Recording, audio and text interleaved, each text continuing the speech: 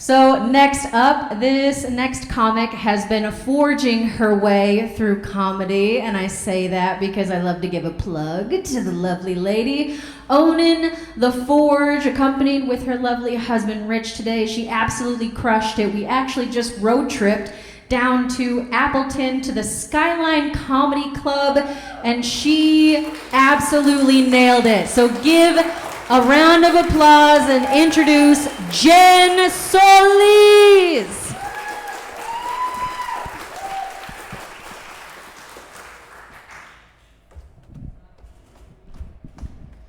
There's a common saying that parenting doesn't come with a handbook, but I'm pretty sure there's some things that we can agree on, some do's and don'ts, you know.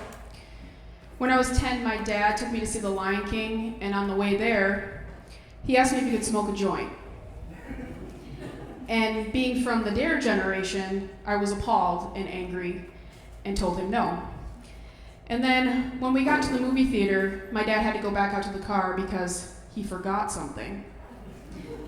And now I know why my dad laughed so hard when Rafiki hit Simba on the head and said, "It doesn't matter, it's in the past."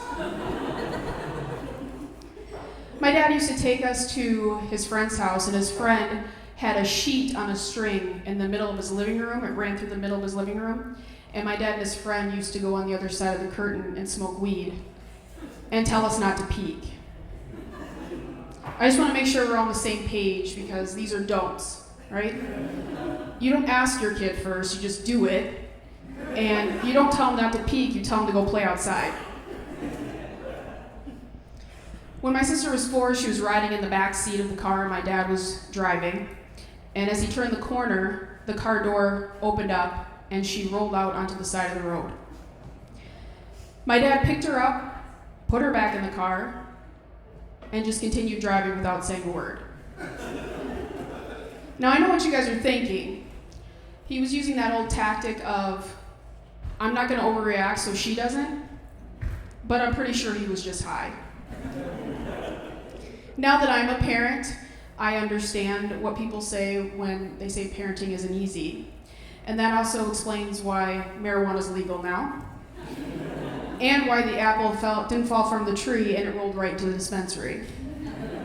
However, I never took my daughter to my uncle's house and told her to face the door while I gave her uncle drugs.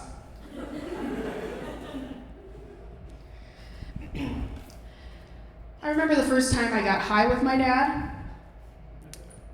I thought it was going to be this really awesome experience. I was really excited. I thought we were going to bond. And he says to me, "You ever think about existence and the evil in this world?" What the fuck, Dad? I thought this was going to be fun. I wanted to get high and relax, eat munchies. Where's my husband with the pizza? So I'm like, shit, I got to get out of this situation. So I pretended like my phone rang. And my dad said, "Who is that?" And I said, "It's the devil."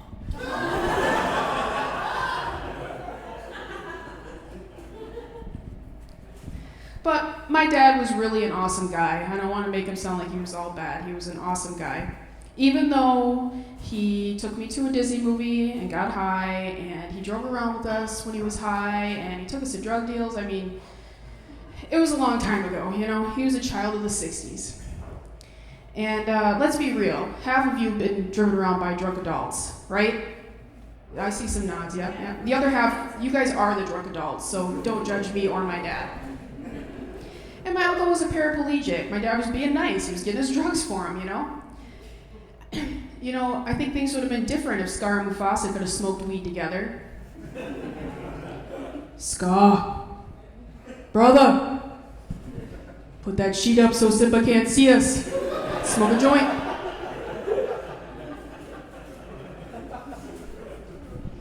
But I was very close with my dad. He lived in our spare bedroom for 3 years. That was supposed to be funny.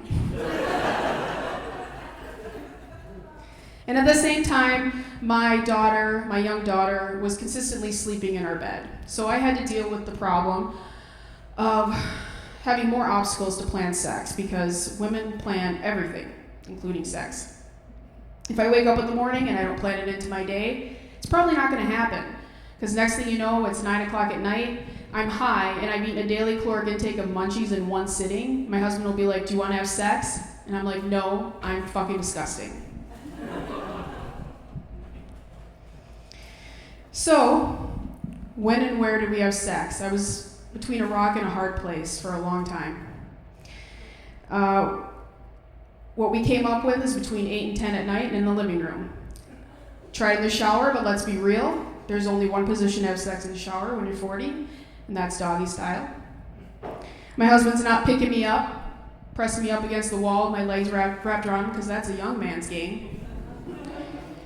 You know what else is a young man's game? If you're gay, I guess, I don't know, is giving a blowjob in the shower. Not only do you have to deal with either being freezing or getting waterboarded, you're squatting down like you're a catcher giving the pitcher bat signs in the 9th inning, you know? So doggy style it is. Next thing I know, I'm pressed up against the wall with my forehead on it.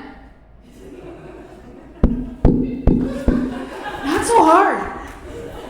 Sorry. I told you I was stuck between a rock and a hard place. My arms are falling asleep because I've been holding myself up for too long. And I'm looking around at my shower and I'm like, God, this is fucking disgusting and I can't believe I get my daughter a bath here.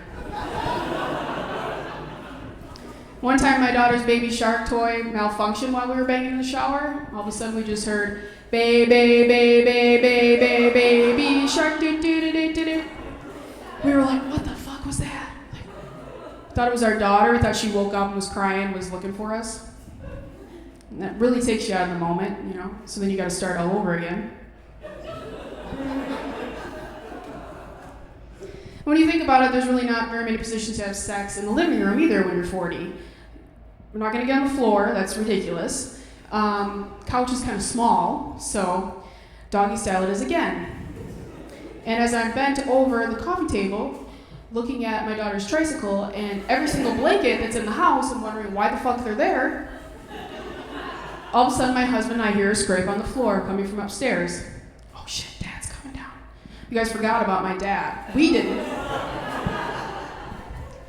So we hurry up and we get on the couch, put a blanket over us like we're fucking 16 years old. Turn on the TV, Dad comes downstairs. He's just kind of looks at the TV, he's watching it for a couple minutes. Has no idea what he walked in on. Says, all right, good night. Night, Dad. Wait for him to go back upstairs. You gotta start all over again.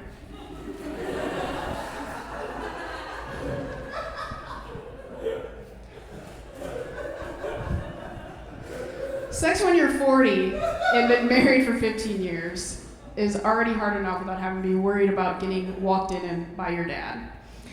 You know, you don't feel as sexy. Your husband farts in front of you all the time. Likes to describe the farts. That sounded like a duffel bag zipper. I recently had an experience that kind of made me question my stage in life. My daughter and I like to take walks. We'll walk to the park and the grocery store. And sometimes she likes to race. And every time she wants to race, I have to deal with these bad boys bouncing up and down. One time we were running through Pat's grocery store parking lot, and all of a sudden I hear, ooh, yeah! And I look up, and I see a car full of teenage boys. And in that moment, I felt many things. Pride, because hey, at least they noticed, you know. Humor, because I'm a comedian after all. But mostly just embarrassment, confusion. Am I a MILF or am I old? I don't know. I used to make fun of my mom for having saggy boobs. They were like flat as pancakes and were like right here. But karma's a bitch because right now my nipple's here, but if I'm not wearing a bra, it's probably right about here. My husband tells me I have those boobs that you see on National Geographic, like the African women, you know? I'm like, thanks.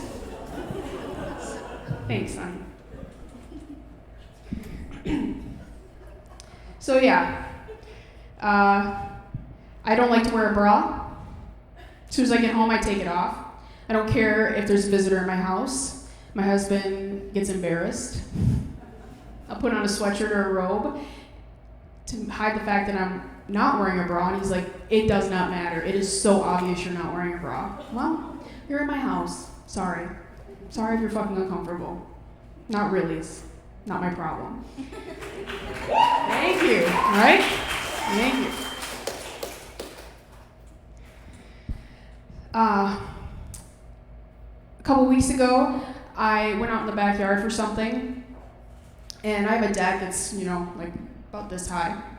And I kind of misjudged how far down I was stepping down, and as I stepped down, my boobs flew up so high and smacked back down that my husband could hear it inside the house.